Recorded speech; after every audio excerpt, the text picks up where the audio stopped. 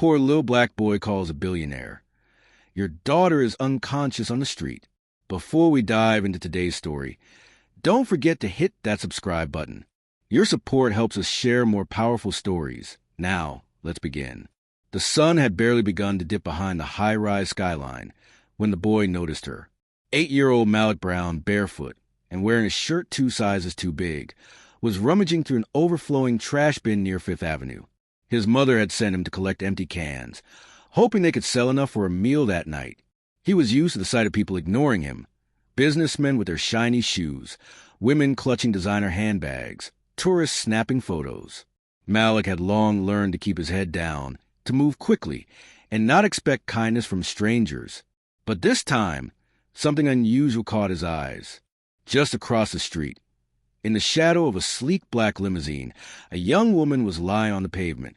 Her long hair was spread across the concrete, her pale face startlingly still. People passed her by as if she were invisible. Some glanced, muttered something about another drunk rich kid, and kept walking. Malik froze. His little hands tightened around the plastic bag he carried. She doesn't look okay," he whispered. His small feet carried him closer. He knelt beside her, trembling. The girl, no older than 20, wasn't moving. Her skin was cold, her lips pale, and her phone lay shattered beside her. Malik remembered how his mother once told him, "If someone isn't moving, you don't wait. You get help." But who would listen to him?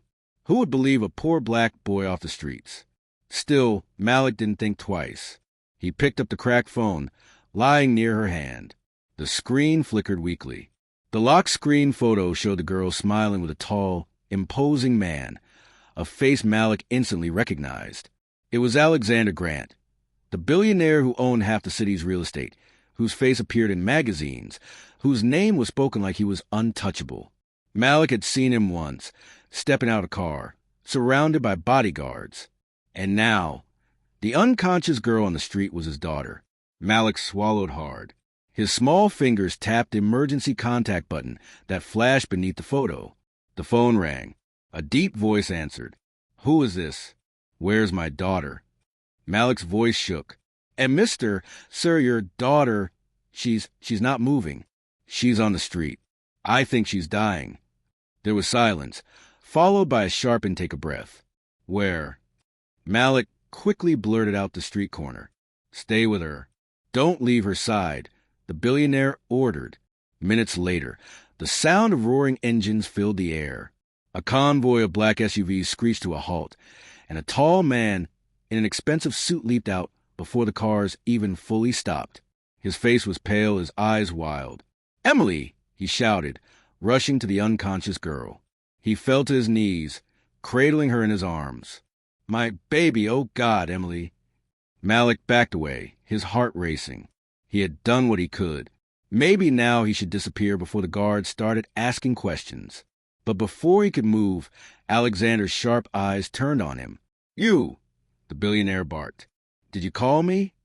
Malik froze, nodding timidly. "Why, yes, sir. I found her." For the first time in years, Alexander's voice broke. "You saved her life." The paramedics arrived, lifting Emily onto a stretcher. Alexander followed closely, gripping her hand. But even as chaos swirled, his gaze returned to the little boy who hadn't run away. "Get his name," he ordered one of his men. "Bring him to me later." 2 days later, Malik was walking home with his mother through the crumbling neighborhood when a black car pulled up beside them. His mother immediately pulled him close. "Malik, stay behind me," she whispered. The car door opened, and out stepped Alexander Grant himself. The billionaire looked nothing like the untouchable figure from TV. He looked tired, but his eyes softened when they landed on Malik. "You're the boy," Alexander said gently. "The one who saved my daughter." Malik nodded silently. Alexander crouched down to his level, something few adults ever did. "Emily is alive because of you. The doctor said if she had been left there even 10 more minutes, she wouldn't have survived." Malik's mother's eyes widened. "Your daughter?" "Yes," Alexander said, standing straighter. "And your son is a hero." Tears filled Malik's mother's eyes. No one has ever called him that. Alexander looked around at the broken windows, the peeling paint, the hollow-eyed children running barefoot in the street. He seemed shaken. For the first time, he wasn't surrounded by luxury. He was face to face with the world he had long ignored. "May I offer you something?" Alexander asked softly. "Anything you need." Malik hesitated, clutching his mother's hand. He wasn't sure what to say finally. In a voice barely above a whisper, he said, We just need food. And maybe a safe place to sleep." Alexander blinked. For a billionaire who could buy skyscrapers, the request was so small, so heartbreaking. "You'll have that," he promised. "And more." Weeks passed. Malik's life began to change in ways he never dreamed possible.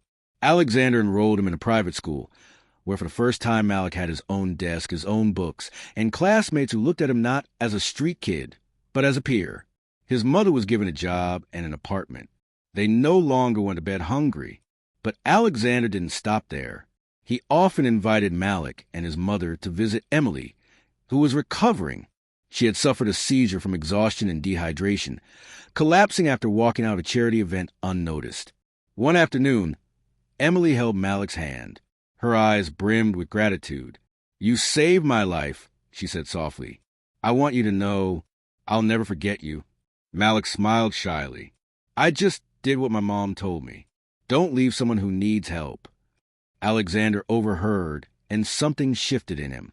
For years, he had been accused of being cold, distant, caring only about profits. But this poor boy reminded him of something he had long forgotten: humanity. He began funding shelters, schools, and programs in Malik's neighborhood. The press covered it as a rebranding, but those who knew the truth understood.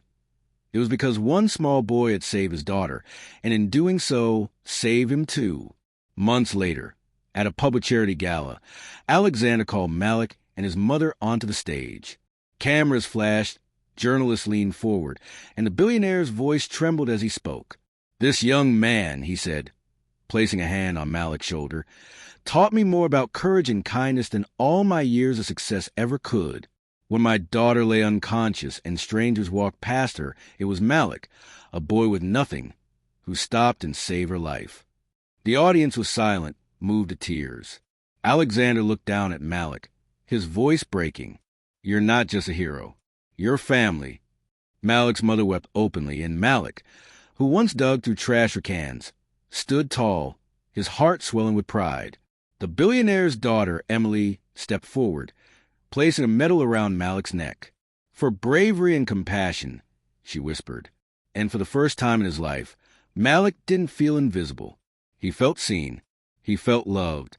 And in the shining lights of the gala, as applause thundered to the hall, one truth echoed louder than all. Sometimes, the smallest hands carry the greatest courage.